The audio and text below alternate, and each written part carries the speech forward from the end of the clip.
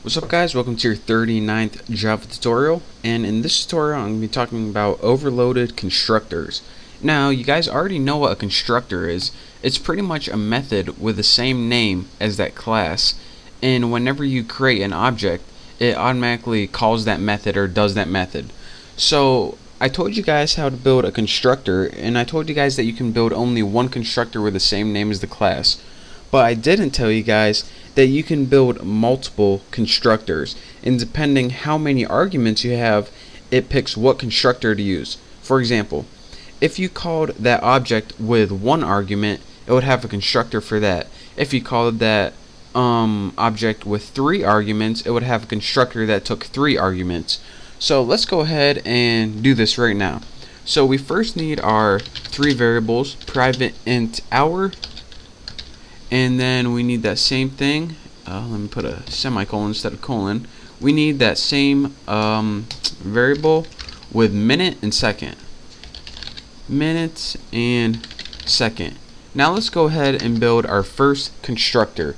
And we do this by putting public tuna, since tuna is the name of the class, and I'm not going to have any arguments for this one. We're going to do one with 0 arguments, 1, 2, and 3.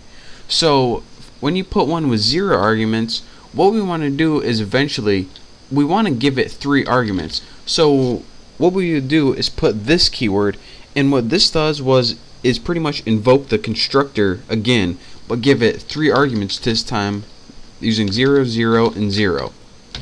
So now we need to build another constructor. So public, actually we can probably just copy this. Copy, we're lazy, and paste. Public tuna, but instead of 0 arguments, this one, if they pass in 1 argument, what are we going to do? Well, if they pass in 1 number, then let's just assume it's the hour. So we put this hour, so if they passed in object 5, it's going to be 5 o'clock, then 0, 0. So now let's build another one, and this one's going to have 2 arguments. This one's going to have an hour and a minute. So int hour and int minute right there. So now what we want to do is invoke hour and minute, and again what this is going to do is call this constructor again, but pass it 3 arguments right here. So now you're saying, alright, if we call this constructor again, it's going to look through this one, see where there's 3 arguments, look through this one, see where there's 3 arguments, and look through this one, see where there's 3 arguments. And that's why I'm getting an X right here. It says the constructor tuna is not defined, because we keep calling a constructor with 3 arguments, but we didn't build one yet. So let's go ahead and build one right now. Let's go ahead and put public tuna, and I could have copied that, but int hour, int minute, int second. And if you watch, all of my X's just disappeared.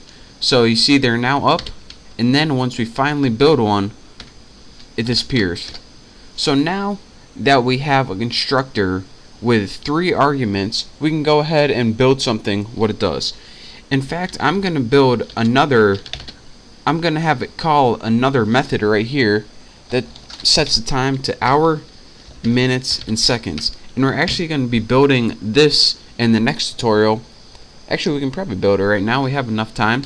But let me explain to you first what this one does. If a user was to create an object with 0 arguments, it would give it 3 arguments by default, so it can go down here to this constructor. If a user was to enter an object with 2 arguments, it would go to this one. It would use the first number as the hour, the second one is minute, and the third one is 0. And then it would call this constructor again with 3 arguments, and the only one with 3 arguments is this. In hour, in minute is second. And then what this constructor does is set the time in a set time method. And you're saying, alright, where the F is that method? Well, we're going to build it right now, so take it easy. Let's go public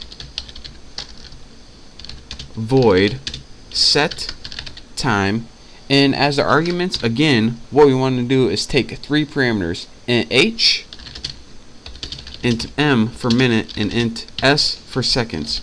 Now in the body, let me scroll up a little bit. There we go, not bad. In the body, what do we want to have to set the time?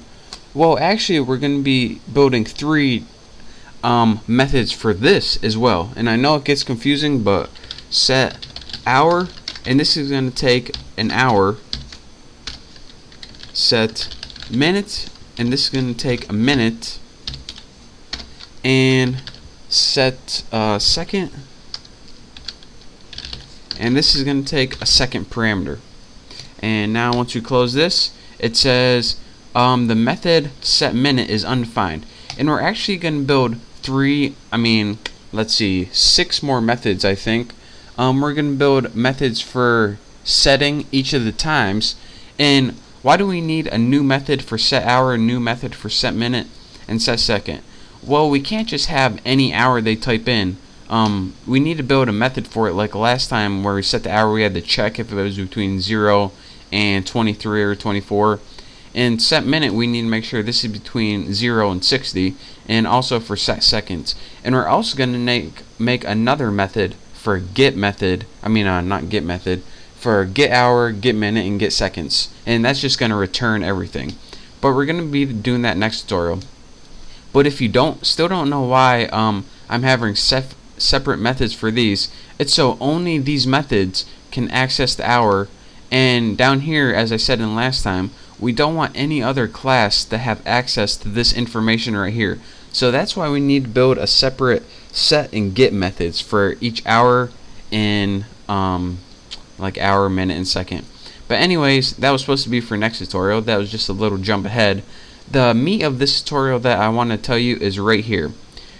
Let's see. Yep. These are all constructors right here. One with 0 arguments, one with 1, 2, and 3. And I just want to tell you that you can build different constructors depending on how many arguments you have. That way, you don't really need the user to enter one specific set of information. It varies, and then depending on how much information they entered, it does a certain task. So if you don't understand this, I promise in the next either 1 or 2 tutorials, this will make all sense once we finally build our program and you can see what's going on. But thank you guys for watching. Make sure to write this code right now.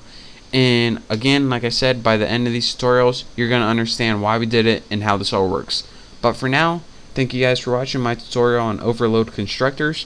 Don't forget to subscribe to my channel. It is the best channel ever. Again, thank you guys for watching, and I'll see you next time.